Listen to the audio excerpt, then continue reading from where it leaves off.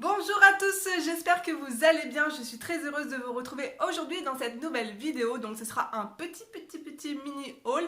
Donc j'ai deux trois choses à vous montrer. Je voulais vous les présenter parce qu'en fait je vais les utiliser dans mes prochains tutoriels. Donc je vous tourne cette vidéo juste avant d'aller travailler. Donc j'espère ne pas être en retard. Donc c'est parti, on y va, on commence tout de suite. Je vous présente tout ça, plan bureau.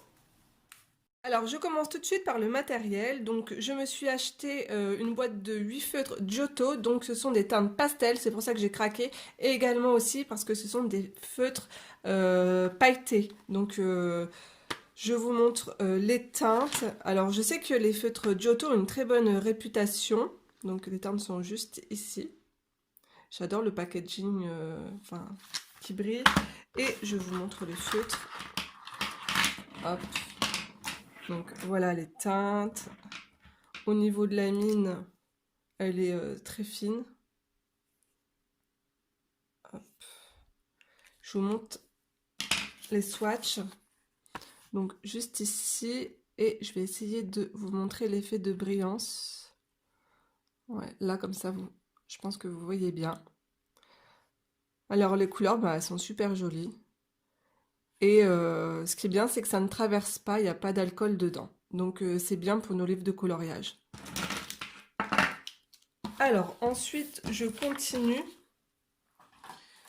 Je me suis juste trouvé un Posca dans mon magasin Bureau Vallée. Voilà. Donc je voulais tester parce que c'est pareil, encore effet pailleté et j'en avais pas dans ma collection.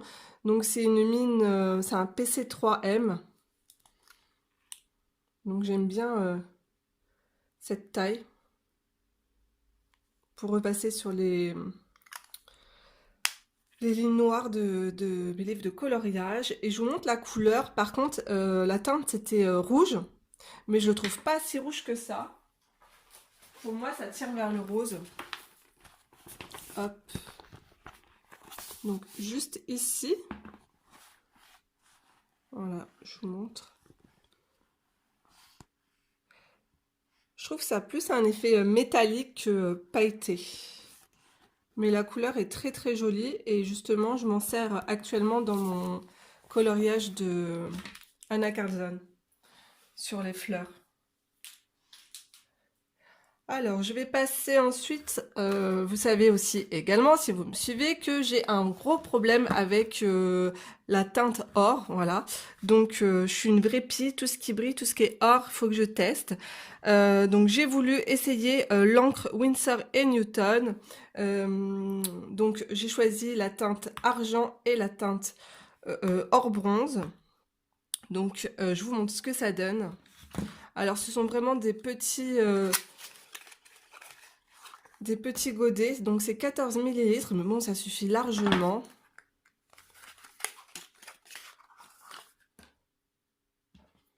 Donc voilà comment ça se présente. Des petits pots en verre, je les trouve super jolis, super esthétiques. Et pour donc ce qui est de la couleur, alors je trouve que la couleur or, elle est juste superbe et elle se rapproche énormément de l'aqua bronze or riche. Voilà, donc pour moi c'est quasiment la même chose.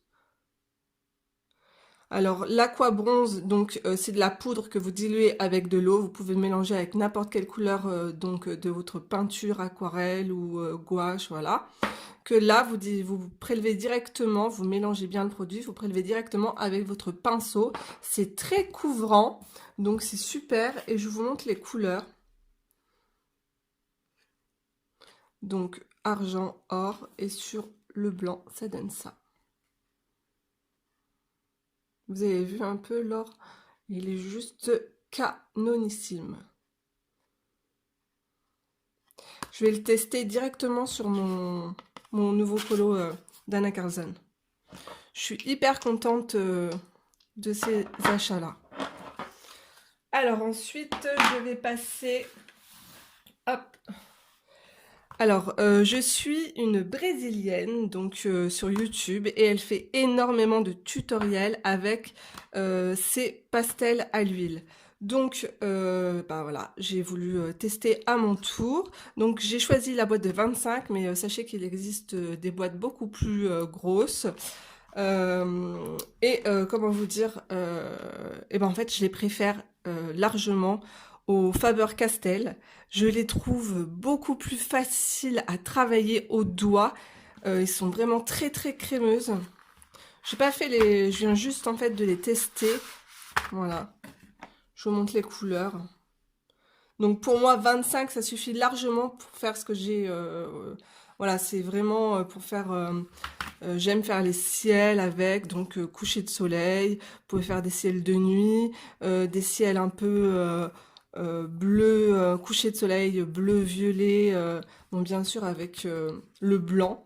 Je vais vous montrer tout de suite ce que ça donne et par rapport au pastel de chez Faber-Castell, on va faire un test tout de suite. Je vous montre ça. Alors moi, chez Faber-Castell, j'ai la boîte de 36.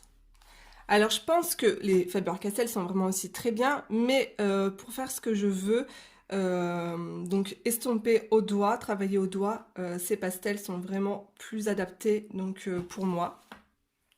Donc je vous montre ça tout de suite. Donc là j'ai choisi donc trois teintes similaires. Donc là on est chez Faber-Castell.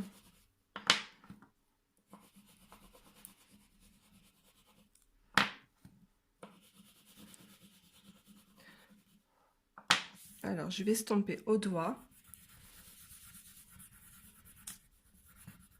Donc les dégradés se font pas super facilement. Voilà. Et maintenant avec les crépasses.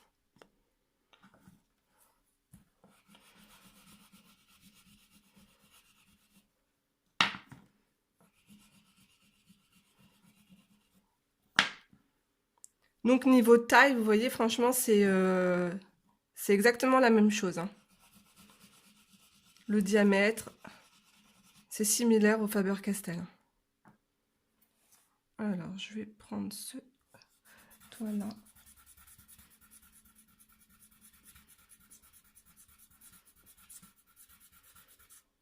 Voilà.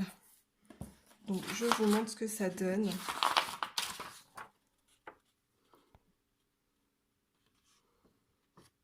Alors, les couleurs sont vraiment beaucoup plus jolies ici.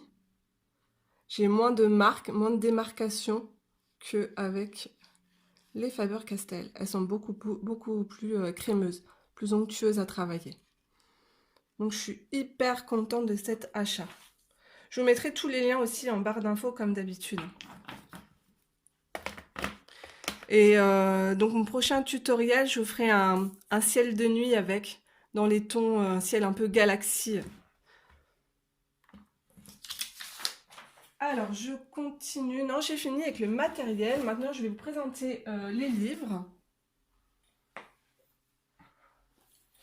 Alors j'ai craqué, mais alors pareil, j'ai vu une vidéo sur YouTube, je pense une espagnole, qui présentait donc ce livre. Alors rien que la couverture, vous savez à quel point j'adore l'univers des fées et en plus tout ce qui touche un petit peu à l'enfance, donc côté un peu enfantin. J'ai craqué littéralement pour ce livre. Je vous montre le format par rapport à un livre par exemple de Maria Troll ou Anna Carlson. Alors attendez, hop. Donc là, j'ai le livre.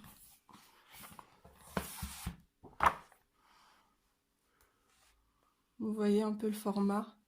Derrière, c'est un livre d'Anna Carlson. Donc ça se présente en forme de... un peu de bloc. Donc l'illustratrice, c'est Angela Gonzalez. Je vous mettrai également le lien en barre d'infos. D'ailleurs, je l'ai présenté aux filles et Morgane a aussi littéralement craqué dessus. Mais je l'ai commandé avant elle et je l'ai reçu après, je ne sais pas pourquoi. Mais c'est pas grave, le principal c'est qu'il soit arrivé à la maison. Donc il est vraiment mais trop mignon. Alors par contre ne vous attendez pas à un papier de super bonne qualité, c'est vraiment édition Amazon.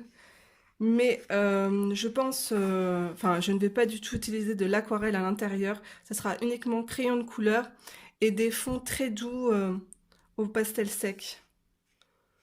Voilà comment j'envisage de le mettre en couleur. Donc vous avez aussi, elle a sorti également un livre avec des sirènes.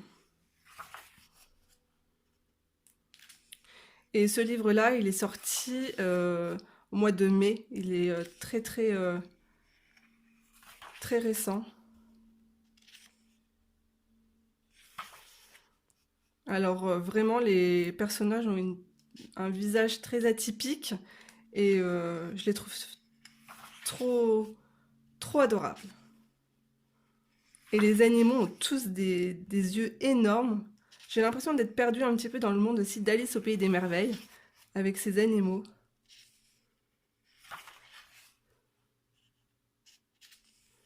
Alors moi je suis complètement fan des champignons, des maisons champignons, un petit peu comme dans les livres de Clara Markova. J'aime énormément ce livre. Je vous montre rapidement.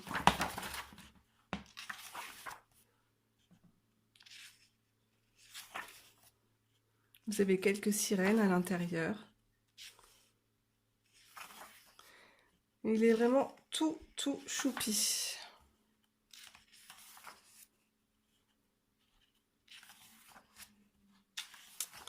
Donc voilà. Alors ensuite, j'ai reçu donc gracieusement d'une maison d'édition Procrastiner, donc 2 livres. Alors je me suis dit pourquoi pas vous les présenter. Alors le premier livre c'est Le Jardin Nocturne. Alors tous ce sont donc que des fleurs qui sont vraiment très jolies, très raffinées. Donc sur fond noir. Alors ce que j'aime c'est que en fait le graphisme à l'intérieur des fleurs est gris clair. Je trouve ça super original. Ça peut être très sympa aussi à mettre en couleur et à encadrer, je trouve. Alors, seul hic, je vais être aussi transparente avec vous, hein, c'est pas parce qu'on me les a envoyés gracieusement que voilà. Je trouve que le fond noir derrière, je sais pas si c'est mon livre, si j'ai un défaut d'impression, mais j'ai des... Hop, je sais pas si vous verrez. En fait, j'ai beaucoup de lignes blanches comme ça sur mon papier. En fait, à chaque fois que vous coloriez, il faut retoucher un petit peu le fond. Je pense que c'est un défaut d'impression.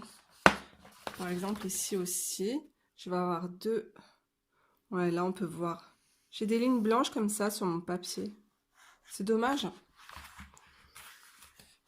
Mais les fleurs sont très jolies.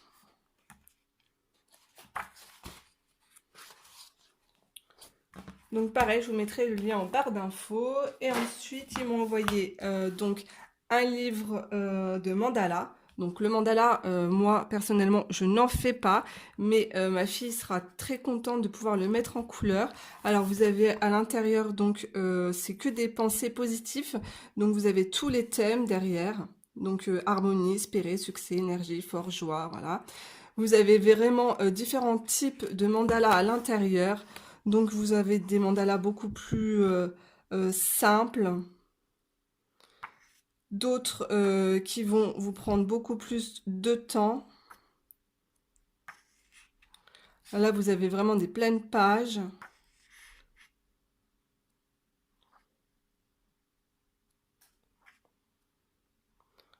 Bon, ça peut être sympa à faire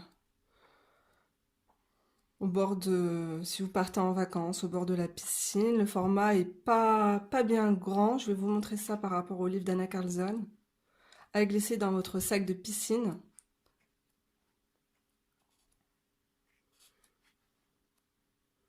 Donc si vous aimez les mandalas, si ça peut vous intéresser. Vous voyez là, celui-là, il est beaucoup plus complexe. Hein. Oh là, oui, je n'aurais pas du tout la patience. Là aussi, il faut vraiment attaquer ça avec des feutres à pointe fine. Donc voilà, je vous montre le format hop, du livre de mandala. Vous voyez, c'est beaucoup plus petit qu'un livre d'Anna Cardzon. Je vous mettrai aussi donc le lien en barre d'informations. Donc voilà, cette vidéo, j'allais dire ce tutoriel est terminé, cette vidéo est terminée. Je vous fais de gros bisous et on se retrouve donc mercredi prochain pour la suite de ma collection de mes livres de coloriage. Donc voilà, je vous fais de gros bisous et à la semaine prochaine. Portez-vous bien!